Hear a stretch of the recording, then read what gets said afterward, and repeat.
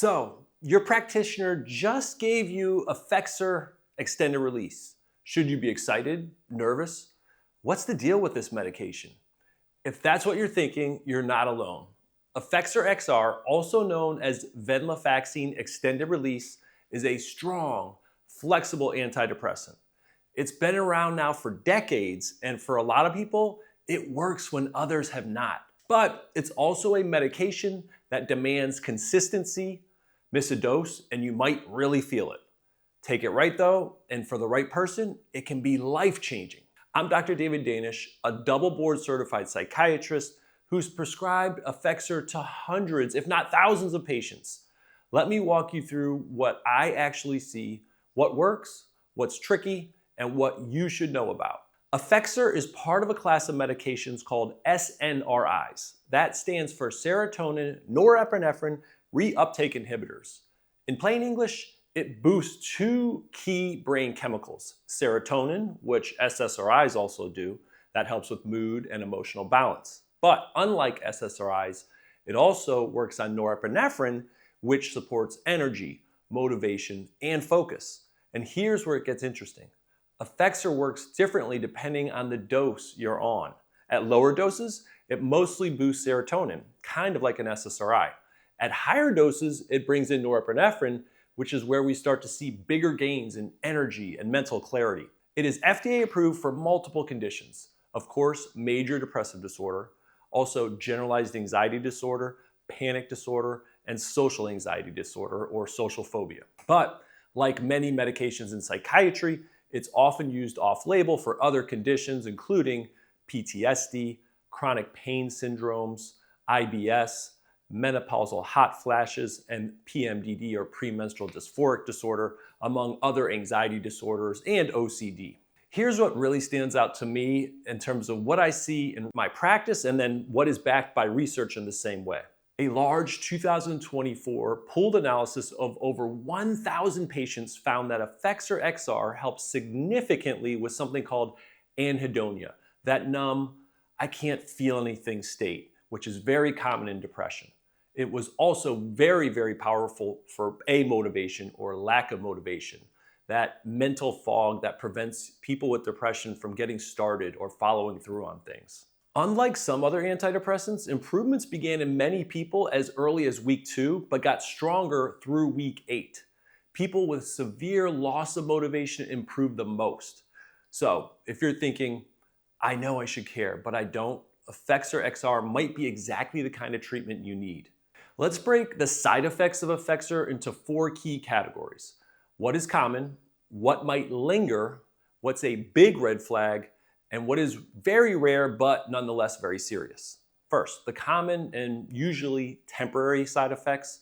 In the first week or 2, about 1 in 3 people do experience stomach upset. That can present as nausea or loose stools. Some will feel some dizziness or maybe even some mild brain fog, and those usually dissipate within 1 to 2 weeks as your body adjusts. Some side effects can be stickier and last longer. Most antidepressants, including Effexor, can have sexual side effects. 10 to 30% of people notice issues like lower libido or delayed orgasm. Some complain of increased sweating, especially at night. Others may have dry mouth or some mild insomnia. At high doses above 225 milligrams, Effexor is known to raise blood pressure, so that must be monitored even at lower doses in some people. Now, here are the issues for which you definitely should call your prescriber and or seek emergency treatment.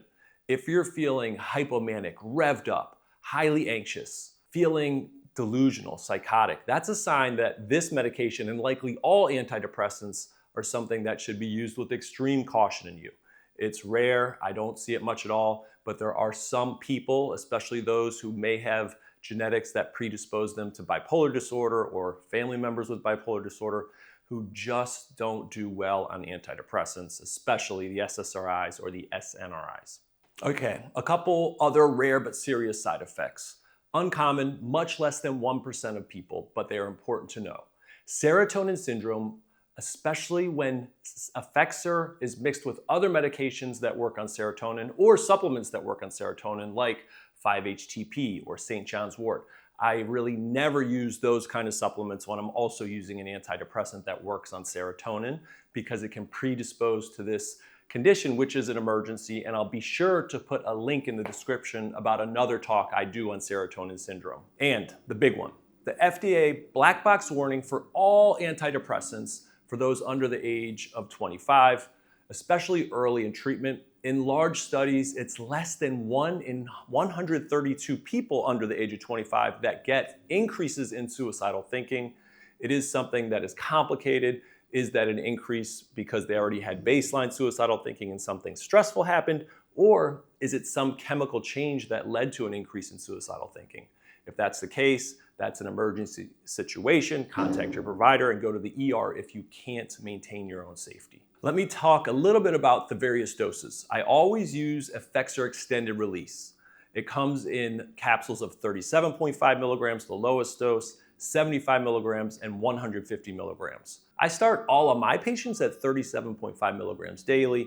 5 days later, I'll increase to 75 milligrams daily. And then, depending on how they're doing or what my goals are for them, depending on their history of response to other medications, I will often consider getting up to 112.5 milligrams in the future, and then kind of go from there. Now, Effexor, more than any other medication, any other antidepressant, the timing of when you take it matters a lot.